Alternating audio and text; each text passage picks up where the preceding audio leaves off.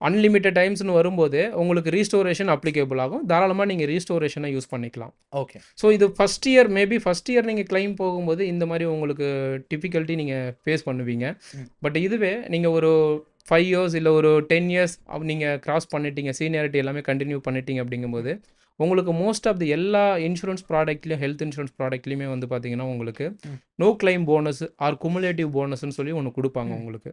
ம். ஓகேங்களா. ஸோ அப்போ என்ன ஆகும் அப்படின்னு பார்த்தீங்கன்னா, சே ஃபார் எக்ஸாம்பிளுக்கு நீங்க ஒரு 10 லேக் கவரேஜ் எடுத்திருக்கீங்க ஃபர்ஸ்ட் இயர். ம். ஸோ ஒரு 5 இயர்ஸ் நீங்க கிளைம் பண்ணாம நீங்க ரினிவல் பண்ணிக்கிட்டே வரீங்க அப்படிங்கும்போது வந்து பார்த்தீங்கன்னா, ம். ஸோ எவ்ரி இயர் உங்களுக்கு வந்து 100%ன்றது நோ கிளைம் போனஸ்ன்றது ஆட் பண்ணி குடுப்பாங்க. ஓ! ஓகே. ஸோ ஒரு நீ 5 இயர்ஸ்லாம் கிளைம் பண்ணாம இருந்தீங்க அப்படிங்கும்போது, ம். இந்த நோ கிளைம் போனஸ் மட்டுமே உங்களுக்கு ஒரு 50 லேக்கா ஆட் ஆகியிருக்கும். ஸோ அந்த இடத்துல வந்து பார்த்தீங்கன்னா, வாட்டெவர் உங்களுக்கு அன்லிமிட்டட் சம் இன்சூர்ட் தேவைப்பட்டது அப்படின்னா, அந்த ஆப்ஷன நீங்க யூஸ் பண்ணிக்கலாம். ஓகே. ஆர் எல்ஸ் நீங்க வந்து இந்த நோ கிளைம் போனஸ் இருந்தது அப்படிங்கும்போது, நோ கிளைம் போனஸையும் யூஸ் பண்ணிக்க முடியும். ஓகே. இத தாண்டி தான் உங்களுக்கு ரீஸ்டோரேஷன்றது ஒர்க் அவுட் ஆகும்.